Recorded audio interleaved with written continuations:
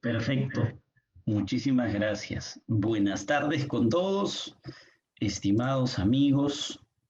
Bienvenidos a Ejecuto otra vez. Yo estoy agradecido con la invitación y por la consideración que siempre José tiene conmigo de llamarme para poder conversar un poquito de estas cosas, ¿no? Que son importantes, creo yo, son fundamentales hoy en día, ¿no? Hoy nos toca audiencias previas al juicio. Antes habíamos conversado, pero bueno, me parece que era de otro, del otro curso que tenía GEPUT, del otro diplomado. Pero hoy tenemos que trabajar la tutela de derechos, la prisión preventiva, el control de plazo y medios técnicos de defensa. Fíjense, quizá por ahí podríamos empezar.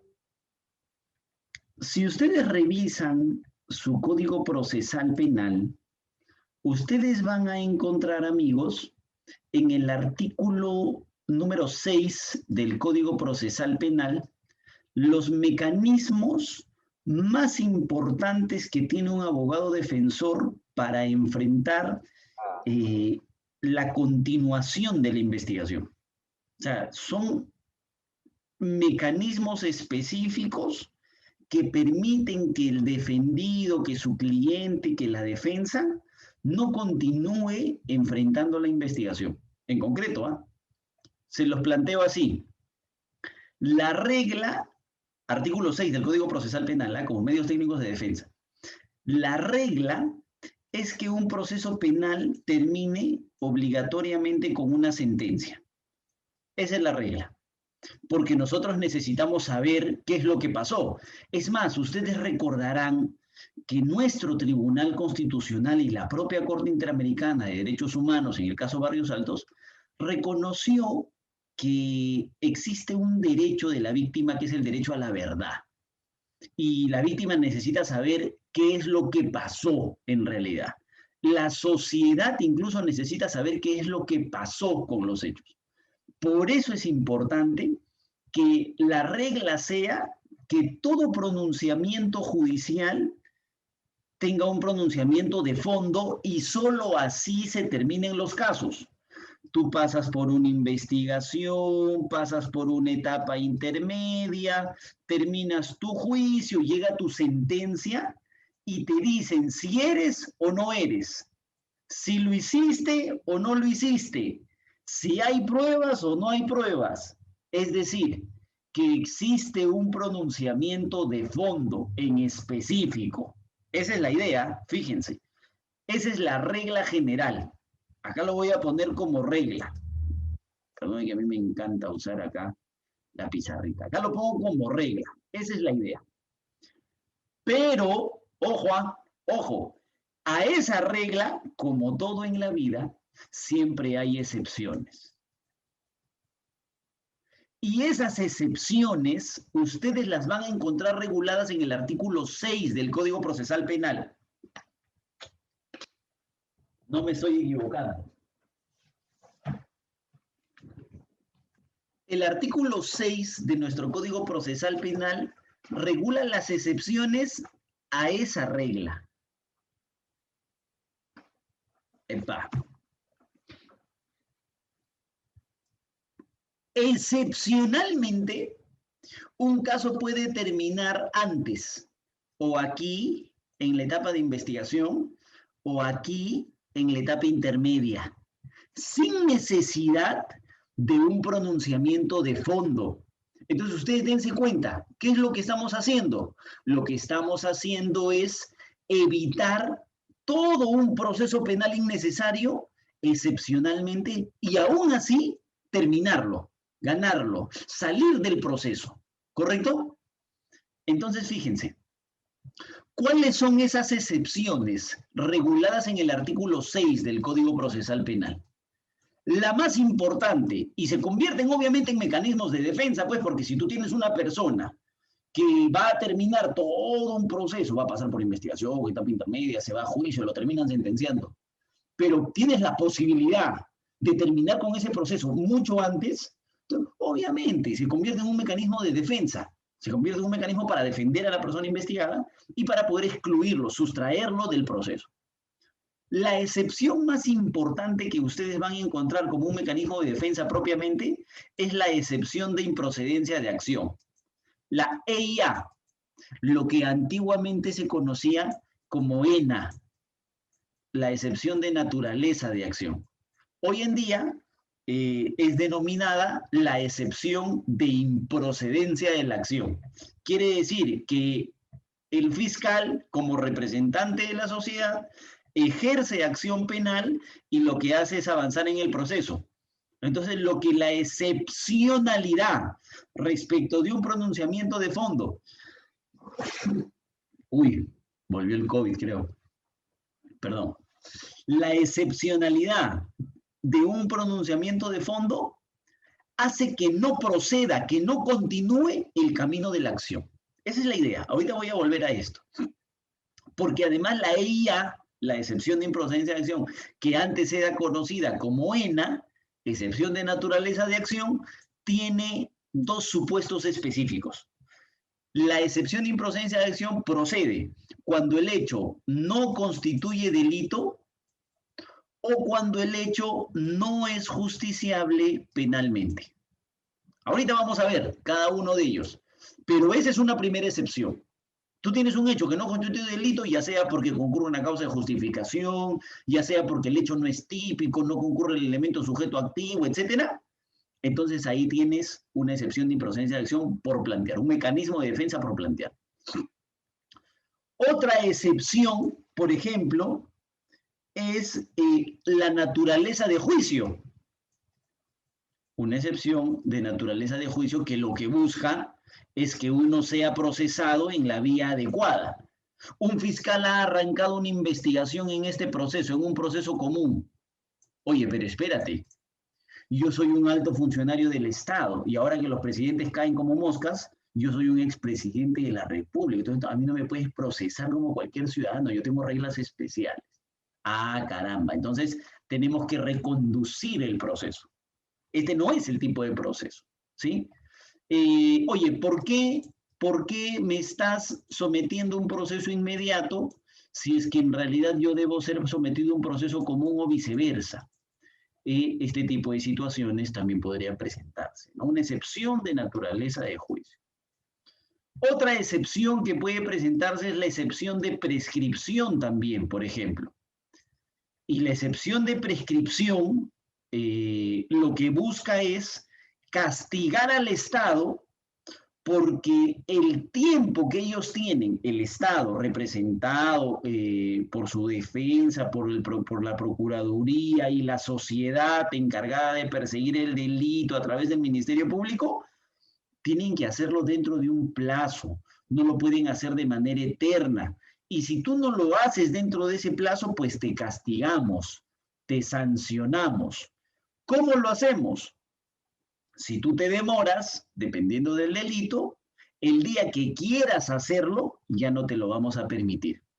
Ya no te lo vamos a permitir porque tú no puedes investigar eternamente, tú no puedes perseguir el delito eternamente y la prescripción se erige como un castigo por el transcurso del tiempo, un castigo al olvido del Estado de perseguir el hecho. ¿Se dan cuenta? Entonces tenemos una excepción ahí. Sobre esto hay que hablar un montón, es demasiado amplio el tema de la prescripción, pero vamos a ver, yo creo que sí podemos, aunque sea unas cuantas ideas. También tenemos la excepción de amnistía, por ejemplo, ¿no? Aquella que dé el Congreso de la República, hoy que está de moda, bueno, no necesariamente como una excepción, pero las propuestas de indultos, ¿no?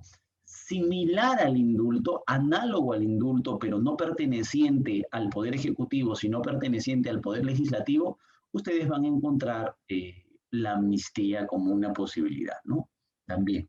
¿Hemos tenido en nuestro país amnistías? Claro que sí. Una amnistía declarada inconstitucional fue, por ejemplo, la amnistía respecto de hechos y de personas que habían participado en el conflicto que ha tenido nuestro país. Técnicamente no sería un conflicto armado interno, pero bueno, en el conflicto, de la lucha que han tenido los miembros del ejército de la República del Perú, por ejemplo. Pero más recientemente, y me parece un mejor ejemplo incluso, nosotros hemos tenido ahora una ley de amnistía para aquellas personas que poseían armas de manera ilegal y se les brindó un periodo de gracia para que puedan entregarlo y puedan ser sometidos a esta amnistía general, ¿no? De todas aquellas personas que poseían armas de manera ilegal, tú ibas, entregabas y listo, eras una especie de perdón, ¿no? Solo que esta vez aprobada vía legislación, ¿no? Y además está la excepción de cosa juzgada. Oye, un ratito, eso que tú estás investigando o eso que tú pretendes condenarme es un hecho sobre el cual yo ya he sido investigado, yo ya he sido procesado e incluso he sido absuelto. Entonces es imposible que tú quieras procesarme ahora, por lo tanto yo deduzco una excepción de cosa juzgada, por ejemplo. Entonces fíjense, estos mecanismos de aquí, todos estos mecanismos de defensa regulados en el artículo 6 del Código Procesal Penal se erigen propiamente como medios de defensa técnicos, porque una excepción termina siendo un medio de defensa técnico, la posibilidad de que un ciudadano pueda luchar la culminación del proceso sin la necesidad de un pronunciamiento de fondo. Por ejemplo, si tú deduces una excepción de prescripción, que es, me acuerdo, lo que le criticaban a Alan García, nunca se ha establecido si eso no es responsable, pero todos los hechos por los cuales fue imputado prescribieron. No hay un pronunciamiento de fondo, pero porque se trata de una excepción, ¿se dan cuenta? Ya no necesitas pronunciarte sobre el fondo porque tienes ya la sanción respecto del plazo, por ejemplo. Si yo estoy siendo procesado y alego una cosa juzgada, ya no va a haber un pronunciamiento de fondo porque ya lo hubo antes, se supone, o porque hay un proceso en paralelo. Entonces, ahí tampoco, por ejemplo. Si deduces una excepción de improcedencia de acción, ¿hay un pronunciamiento de fondo? No, porque ya es irrelevante si lo hiciste, no lo hiciste. Es más, las excepciones de improcedencia de acción parten de la idea de que la persona sí ha cometido el hecho, de que el hecho está probado, solo que pese a estar probado, no constituye delito. ¿Se dan cuenta? Entonces, estas excepciones reguladas en el artículo 6 son importantísimas. Se terminan constituyendo en medios de defensa técnica. Y todas ellas, amigos, fíjense, acá lo pongo incluso con otro colorcito, todas estas tienen un trámite especial para su litigación en un proceso. Su trámite especial la van a encontrar en el artículo 8 de nuestro Código Procesal Penal.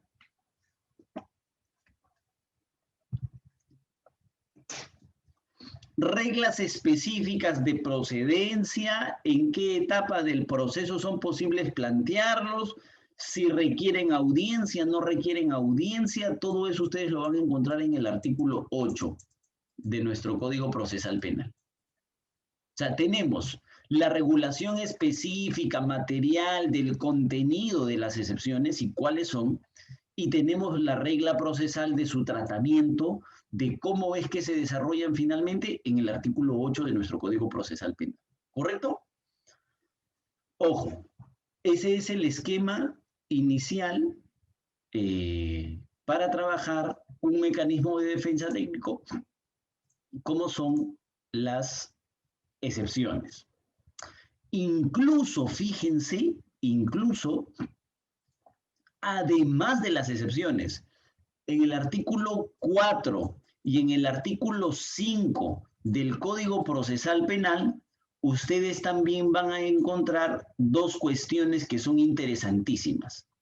La cuestión previa y la cuestión prejudicial, como dos mecanismos de defensa también válidos, también con la posibilidad de poder presentarlas y ejercerlas en un momento también, ¿correcto? Como cuestión previa y como cuestión prejudicial.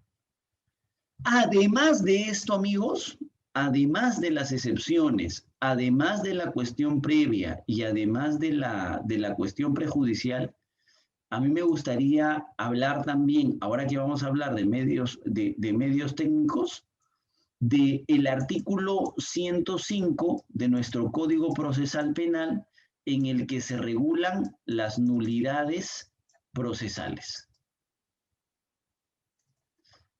¿Correcto? Es decir, amigos, arranco aquí. Ustedes tienen para la posibilidad de defenderse en un proceso penal sin que exista un pronunciamiento de fondo, una primera posibilidad. Esas son las excepciones. Dentro de las excepciones que regula nuestro Código Procesal Penal, nosotros tenemos la excepción de improcedencia de acción, la naturaleza de juicio, la excepción de prescripción, la excepción de amnistía, la excepción de cosa juzgada.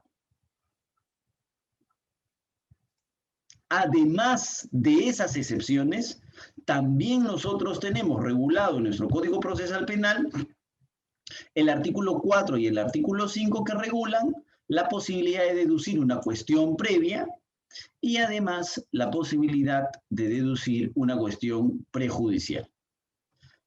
Y adicional a las excepciones, a la cuestión previa, a la cuestión prejudicial, tenemos las nulidades procesales reguladas en el artículo 105 del Código Procesal Penal. ¿Se dan cuenta? O sea, si ustedes quieren hablar de mecanismos de defensa, de mecanismos técnicos de defensa, este es el esquema que ustedes tienen que trabajar. Entonces vamos una por una. Acá.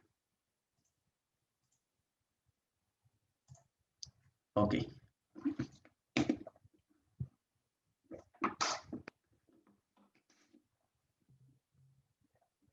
Vamos con la primera excepción. Vamos a tener que tocarlas muy superficialmente, muy sencillas, ¿ah? Pero la primera excepción con la que hay que trabajar como medio técnico de defensa es la excepción de improcedencia de acción. Y amigos, la conocida EIA, la que les decía que antes era conocida como ENA, porque era la excepción de naturaleza de la acción. Hoy es la excepción de improcedencia de acción. Jefferson, ¿cuál es la diferencia? Chano, Juana, en realidad tienen la misma naturaleza, ¿no? Solo que una ha sido regulada recientemente por nuestro código vigente. Pero ¿qué pasa? La excepción de naturaleza, la excepción de improcedencia de acción procede, primero, cuando el hecho, ojo, el hecho no constituye delito. ¿Correcto? El hecho no constituye delito. Ese es el primer supuesto en el que uno trabaja una excepción de improcedencia de acción. Entonces uno lo primero que tiene que hacer es definir el delito, pues. Porque si esto lo voy a deducir cuando el hecho no constituye delito, tengo que saber cuál es el delito, ¿no? Y el delito, en esta visión tripartita que nosotros tenemos, clásica, aceptada, reconocida por nuestra Corte Suprema en diferentes pronunciamientos, y que puede ir variando quizá dependiendo de la visión del derecho penal que ustedes tengan, si tienen una visión causalista, si tienen una visión finalista, si tienen una visión funcionalista, puede ir variando. Pero el delito clásicamente es conocido como la conducta típica, antijurídica y además culpable. Esa es la estructura del delito que nosotros manejamos. Dentro de la tipicidad, uno trabaja con aspectos de tipicidad objetiva y luego aspectos de tipicidad subjetiva, ¿no? En la tipicidad objetiva, uno determina la existencia de elementos que son palpables, que existen en la realidad, como por ejemplo los sujetos, en los que uno encuentra sujeto activo, uno encuentra sujeto pasivo, el bien jurídico, el comportamiento en específico, pónganse ustedes un delito de robo, la sustracción, pónganse ustedes un delito de estafa, el engaño, Póngase ustedes un delito de cohecho, el medio corruptor, la venta de la función, etc. Pongan ustedes un delito de crimen organizado, el hecho de formar parte, el hecho de integrar, el hecho de colaborar, etc. El comportamiento específico. Y además también van a encontrar el nexo causal. Y en la tipicidad subjetiva, ustedes van a encontrar al dolo o a la culpa. Y solo en algunos delitos, cuando el dolo y la culpa concurran al mismo tiempo, estaríamos hablando de un delito de tipo preterintencional. O sea, es una clase esta de derecho penal mínimo, ¿no? Básico, ¿correcto? Y en antijuricidad, uno termina hablando de las causas que justifican la acción. Están establecidas en el artículo 20 de nuestro Código Procesal Penal. Uno puede hablar de la legítima defensa, uno puede hablar del cumplimiento de un deber, uno puede hablar en el caso de efectivos policiales del uso reglamentario del arma de fuego, etcétera, etcétera, etcétera. La idea es que la conducta esté justificada, pero fíjense, esta es la estructura, y obviamente la categoría de culpabilidad como aquella capacidad que tiene la persona para comprender su conducta, ¿cierto? Ahora fíjense, y si es que alguno de estos elementos no se presentase, por si acaso no concurriese un aspecto de tipicidad, por si acaso concurriese un aspecto de antijuricidad o por si acaso la conducta no fuera culpable, en ese tipo de casos procedería una excepción de improcedencia de acción sin necesidad de un pronunciamiento de fondo, sino simplemente con una excepción regulada en el artículo 6 del Código Procesal Penal, valga la redundancia, ¿cierto?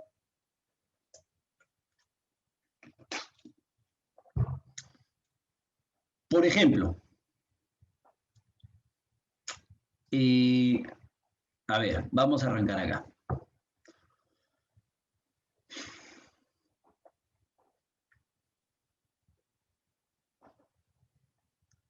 Si en aspectos de tipicidad uno se pone a analizar, ya bueno, el sujeto, no he querido hablar mucho de esto porque me duele todavía haber dejado la defensa, pero en sujetos, imaginemos que una persona le dicen, una persona X, le dicen, usted ha cometido el delito de peculado.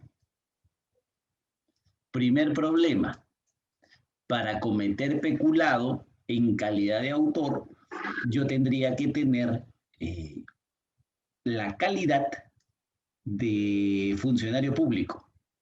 Porque si es que no tengo esa calidad, entonces yo no puedo ser sujeto activo de delito de peculado. Por lo tanto, si no soy funcionario, pues bien podría decir una excepción de improcedencia de acción, por ejemplo. Claro que aquí vamos a trabajar con muchas variables, ¿no?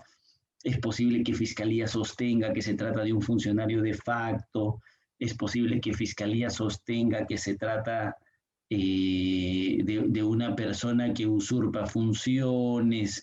Pueden haber una mezcla de conceptos aquí, pero finalmente, si uno sostiene que no existe un sujeto activo, es posible que deduzca una excepción de improcedencia de acción. ¿Es posible que parte del comportamiento tampoco se presente? Claro que sí. Pónganse en el supuesto del delito de estafa, por ejemplo. ¿Cuál es la estructura del delito de estafa? Primero, hay un engaño que comete el sujeto activo. Ese engaño mantiene en un error a la persona, al sujeto pasivo, y gracias a ese error, él realiza un desprendimiento patrimonial. O sea, llévate mi plata, ¿no? Ese es el esquema más o menos del delito de estafa. Si alguno de estos elementos no estuviera presente, quiere decir que no hay comportamiento, y si no hay comportamiento, eso quiere decir que no hay tipicidad. Ahora fíjense, por ejemplo, yo le digo, para ver si hay un error, para ver si hay un engaño en específico. ¿Sabes qué?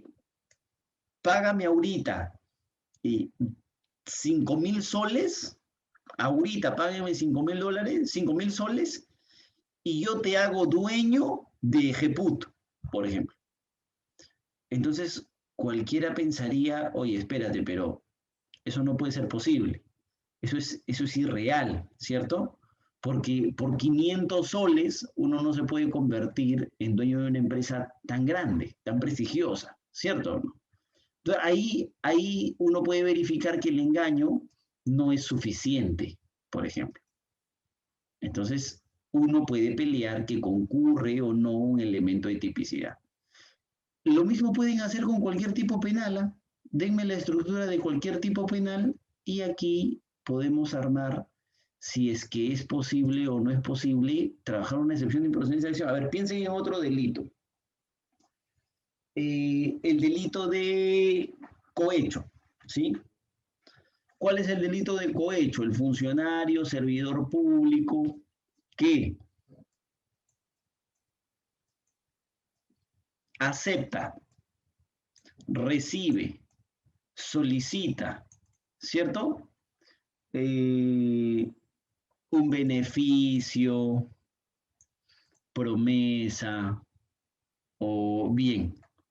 Entonces, ¿qué pasaría si es que no hay un beneficio, no hay una promesa? ¿Qué pasaría si es que no se trata de un... Ah, ¿para qué? Para cometer un acto propio de su función o para violar un acto propio de su función. Entonces, ¿qué pasaría si no existe un acto propio de su función? Por lo tanto, no podría cometer delito de cohecho, por ejemplo.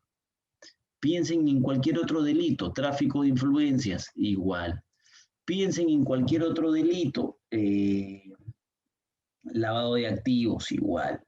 Piensen en crimen organizado, igual. Cualquier tipo penal, todos los tipos penales obligatoriamente tienen que ser sujetos a este análisis de tipicidad y dentro del análisis de tipicidad objetiva trabajar sobre la base del comportamiento. Igualito deberíamos hacer con el dolo y la culpa, pero lastimosamente la Corte Suprema ha sostenido en una oportunidad, y me parece que si se lee bien el pronunciamiento, eso no es lo que quería decir la Corte Suprema, pero bueno, que vía excepción de improcedencia de acción no es posible discutir aspectos de tipicidad subjetiva, que no es posible discutir si concurre dolo o concurre culpa, eso no se va a poder, vía excepción de improcedencia de acción. Eso tiene que ver más con una cuestión de prueba, dice la Corte Suprema. Entonces, por ahí es que no terminan aceptando que una excepción de improcedencia de acción proceda cuando se quiera atacar algún elemento de la tipicidad subjetiva, ¿correcto? ¿Qué más? Igualito sucede si es que ustedes quieren plantear una causa de justificación. ¿Por qué? Porque si hay causa de justificación quiere decir que la conducta no es antijurídica y si la conducta no es antijurídica quiere decir que el hecho no constituye delito. ¿Cierto? Exactamente igual. Ahora fíjense, me parece que este análisis es sencillo, es el momento en el cual ustedes pueden deducir una excepción de improcedencia de acción. Pero ojo, les doy un detalle. La excepción de improcedencia de acción que acabamos de analizar, que se puede imponer cuando el hecho no constituye delito,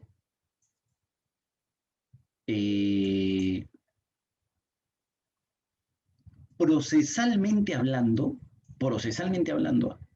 solo se puede deducir, si ustedes analizan el proceso penal es así: investigación preparatoria, etapa intermedia y juicio.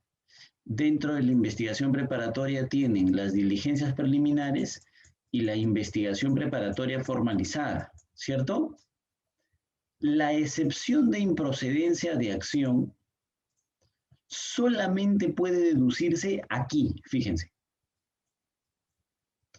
Cuando el caso se encuentre en etapa de investigación preparatoria formalizada o cuando el caso se encuentre en etapa intermedia. Acá. No puedes plantearlo ni en diligencias preliminares ni en etapa de juicio. ¿Por qué les digo esto? Porque cuando ustedes quieran trabajar una excepción de improcedencia de acción, tienen que ser estratégicos. Tienen que saber cuándo es el momento adecuado para plantearlo. Yo tenía una discusión y acabo de renunciar a la defensa, por eso les decía que todavía me duele hablar de sujeto activo y de funcionario de facto, porque yo acabo de renunciar a una defensa en la que he tenido una discrepancia con el defendido. Y el día que el abogado se convierte en títere más que en abogado, deja de ser abogado y no puede seguir ejerciendo defensa. Entonces, ¿por qué? Porque en un caso se ha formalizado la investigación preparatoria, yo considero que la excepción de improcedencia de acción no debe ser planteada porque los hechos recién se están construyendo, Fiscalía los puede modificar más adelante, la etapa procesal no es la adecuada, pero el defendido considera que sí, que este es el momento y que hay que hacerlo de una vez, porque si no se hace, ya después no se va a poder. Ante esa discrepancia, por ejemplo, yo he tenido que ejercer mi renuncia a la defensa, ¿no? Si mi defendido no está de acuerdo con la estrategia de defensa que yo le planteo, no hay más que hacer y yo no puedo seguir participando. Entonces, es algo que ustedes tienen que tener mucho en cuenta, porque la excepción de improcedencia de acción solamente va a poder ser planteada en etapa de investigación preparatoria formalizada o en etapa intermedia.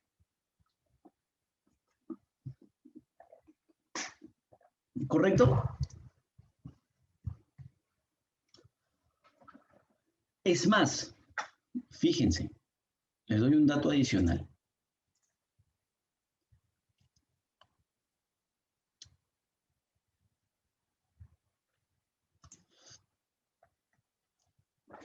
El subsistema nacional, en una sala presidida por el doctor Ramiro Salinas Siccha, lo que ha dicho es lo siguiente, jurídicamente hablando, que las investigaciones tienen la característica de ser progresivas, ¿no?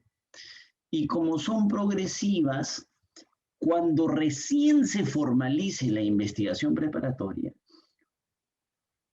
quiere decir que la imputación todavía está en construcción.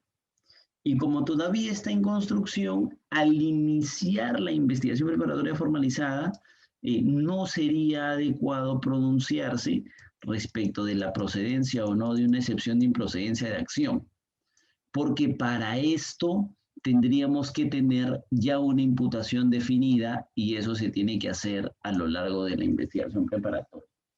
Yo discrepo con la posición porque finalmente eso sería reducir la eficacia de la excepción de improcedencia de acción, que no me parece adecuado, ¿no?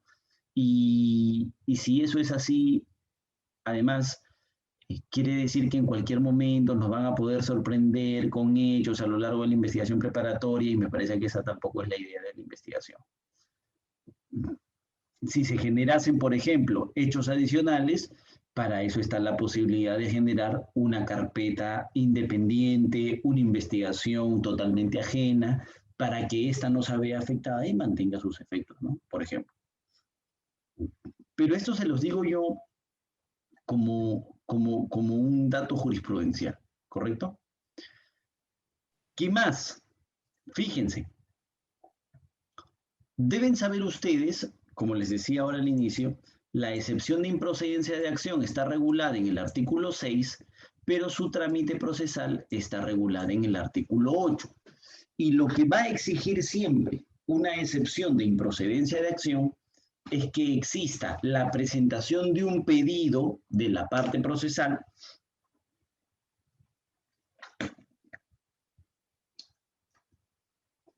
que en este caso es la defensa, obviamente, la defensa deduce una excepción de improcedencia de acción, va dirigida al juez de la investigación preparatoria El juez de la investigación preparatoria corre traslado del escrito a la fiscalía y a los demás sujetos procesales, porque aquí el agraviado puede tener voz y una vez corrido traslado a la fiscalía, se convoca a una audiencia de debate de la excepción de la improcedencia de la acción.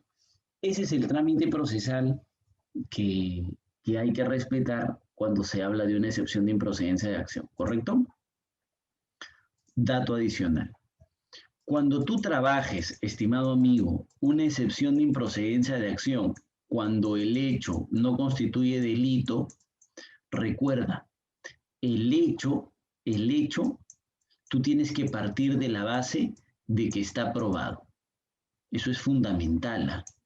Tú tienes que decirle al juez, cuando deduces una excepción de improcedencia de acción, señor juez, el hecho está probado. No, Jefferson, ¿cómo vas a decir eso? Es solamente temporal, o sea, tu posición, cuando deduces una excepción de improcedencia de acción, parte de la idea de que los hechos están probados. ¿Por qué? Porque la excepción de improcedencia de acción no entra a analizar pruebas, no debate respecto de los elementos que existen o no existen, jamás se pronuncia sobre ese tema. Solamente se pronuncia respecto de si el hecho constituye o no constituye delito. Y para eso no necesitas pruebas, sino necesitas un análisis de las tres categorías que ahora hemos conversado, ¿no? Tipicidad, antijuricidad y culpabilidad. ¿Correcto? Cuando ustedes trabajan en una excepción de improcedencia de acción, siempre tienen que trabajar sobre la base de que el hecho está probado. ¿Estamos? Bien. Entonces, ese es uno de los mecanismos, debe ser uno de los mecanismos más utilizados en nuestro país, como un mecanismo de defensa técnico.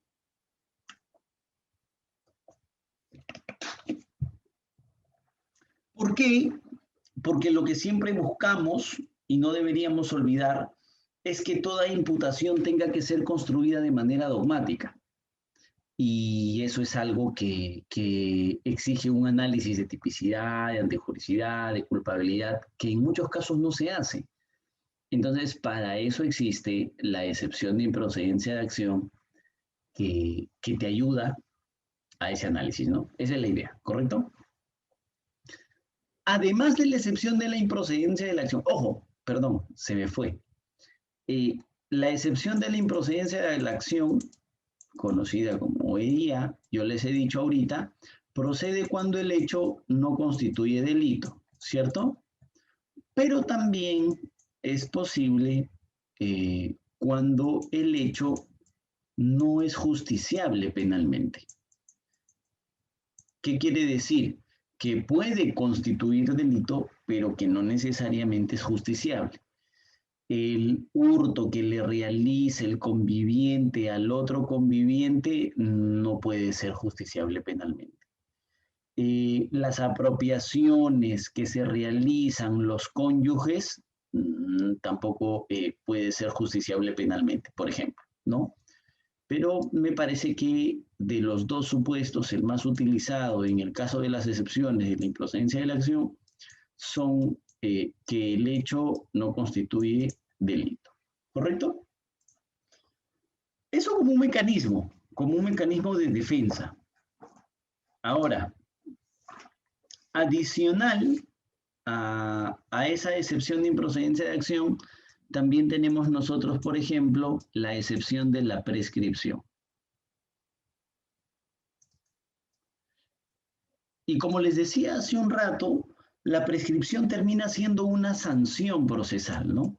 Una sanción al Estado por no haber actuado en el momento oportuno, en el momento que correspondía, porque no lo investigó, porque no lo descubrió, o porque habiéndolo analizado en realidad no se generó la acción correspondiente, no se formalizó la investigación preparatoria. Entonces es por eso que se te sanciona y la sanción se convierte en la imposibilidad de continuar un trámite procesal en un caso que ya está prescrito.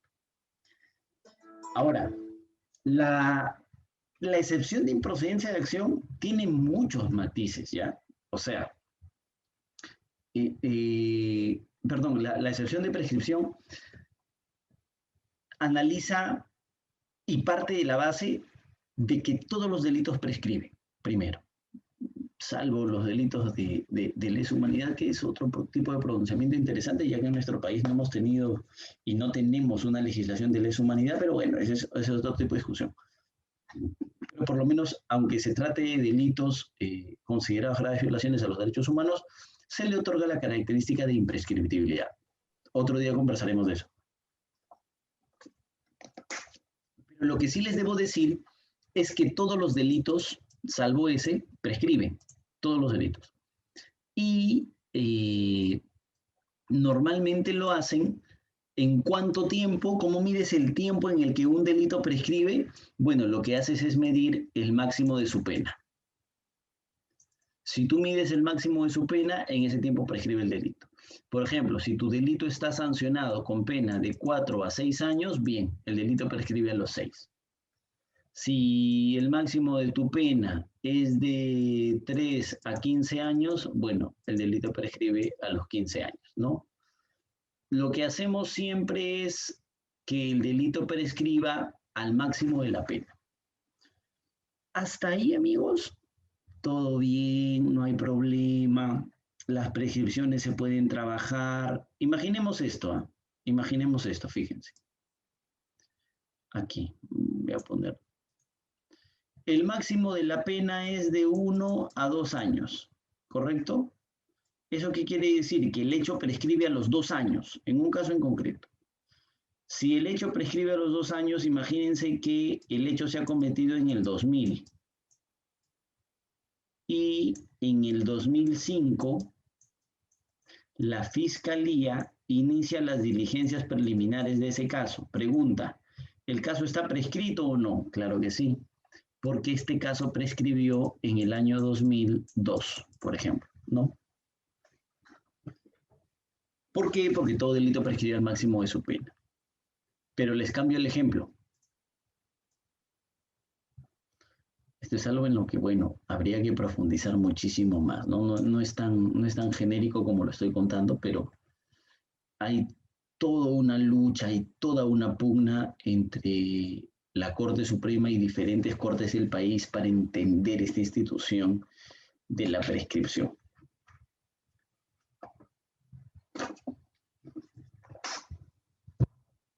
¿Qué pasaría si el hecho es del año 2000?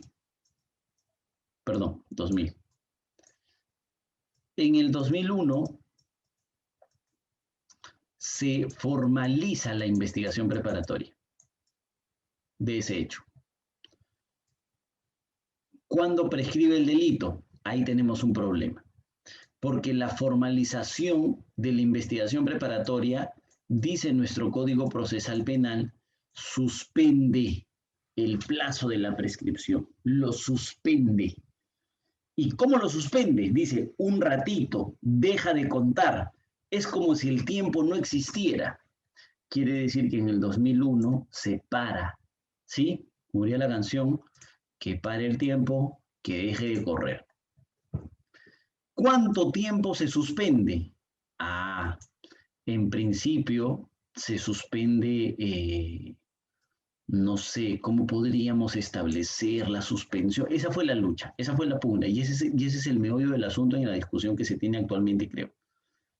Ya, hay que suspenderlo por el máximo de la pena, pero más la mitad, pues, ¿no? Agrégale un hito. Es decir, ¿por cuánto tiempo se suspende? Por el plazo ordinario más el plazo extraordinario, que sería la mitad. Y es por eso que aquí se le suma 3 años. ¿Por cuánto tiempo está suspendida la acción? Por el plazo extraordinario. Cuando se termine el plazo extraordinario, recién puedes volver a contar. Entonces, 2001, 2, 3, 4. En el 2004, recién vuelves a contar. ¿Cuándo te quedaste? Acá hay un año, del 2000 al 2001. Este tiempo de acá está suspendido. Entonces, recién en el 2004 vuelves a contar. te faltaba 1, porque acá tienes 1, entonces un año más, 2005, ¿cierto? Trato de explicarlo lo más sencillo posible, es un tema mucho más complejo, pero más o menos esa es la idea, ¿sí? Con eso uno puede trabajar un mecanismo de defensa de excepción de improcedencia de acción, ¿correcto?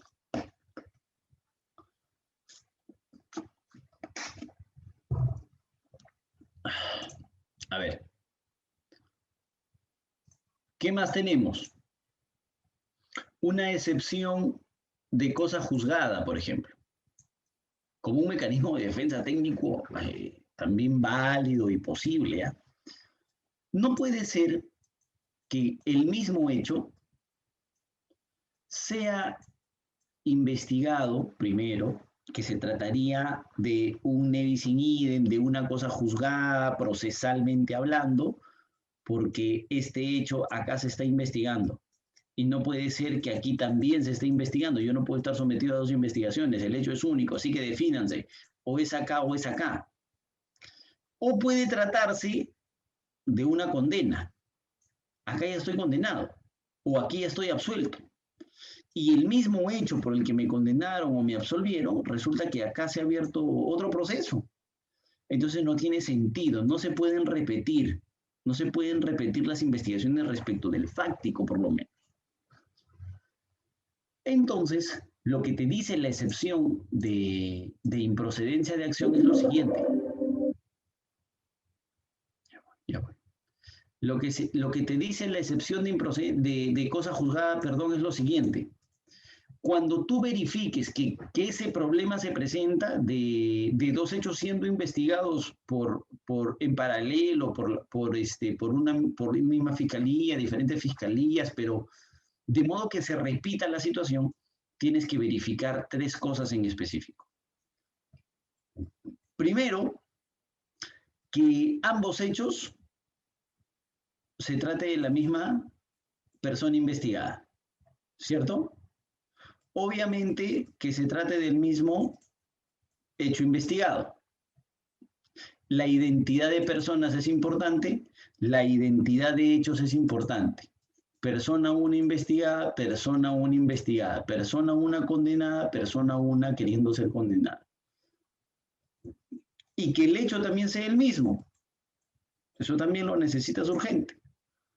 Además, necesitas que el fundamento de la sanción sea el mismo, que me parece es ahí donde está la discusión. Por ejemplo, si a ti te agarran borracho manejando tu carro en la calle, no le has generado daños a nadie, simplemente te agarran borracho, imagínate. Un solo hecho se ha cometido. El hecho de conducir a Jefferson Moreno, se le encontró conduciendo su vehículo en estado de ebriedad. Pero se te sanciona por delito de conducción en estado de ebriedad, pero además te cancelan la licencia de conducir. ¿Qué quiere decir? Que existe una sanción de tipo penal y existe una sanción de tipo administrativa. ¿Cómo puede ser posible, Jefferson, que el mismo hecho sea sancionado en ambas vías? Lo que sucede es que tienen fundamentos de sanción diferentes, ¿no? Esta apunta a la infracción del reglamento, esta apunta a la afectación de bienes jurídicos, por ejemplo. Entonces, en ese tipo de casos, sí es posible aplicar la regla del mismo fundamento. ¿Se dan cuenta? Hay que tener mucho cuidado con eso, ¿correcto? Cuando se trabaja con una excepción de cosa juzgada. Igualito tenemos la excepción de amnistía, que en realidad se trata de la publicación de una ley, porque la amnistía se da a través de ley, de un pronunciamiento de parte del Congreso de la República, donde el Congreso de la República establece que se va a eximir, se va a perdonar de la comisión de un delito a determinadas personas por determinada naturaleza y por determinado tiempo, ¿no? Eso puede pasar cuando el Congreso de la República trabaja de manera amplia. Esa es la idea, ¿correcto? Y la naturaleza de juicio, como les comentaba ahora, que está referida a que los procesos no podrían ser no podría ser un proceso desatendido de donde debería corresponder. Si yo soy un funcionario público de alto nivel, me corresponde determinado proceso. Si mi hecho no constituye un supuesto de flagrancia, por ejemplo, yo debo ser procesado a través de un proceso común y no de un proceso inmediato, por ejemplo. Esos mecanismos de defensa siempre van a estar presentes como una posibilidad de poder pelear cualquier situación de esta naturaleza. ¿Correcto? Ok, eso como excepciones, amigos. Vamos a hacer, había coordinado con José, vamos a hacer un breve espacio, por favor, y luego vamos a continuar. José, como había conversado contigo, por favor, vamos a hacer un pequeño espacio, sí, y ahora continuamos.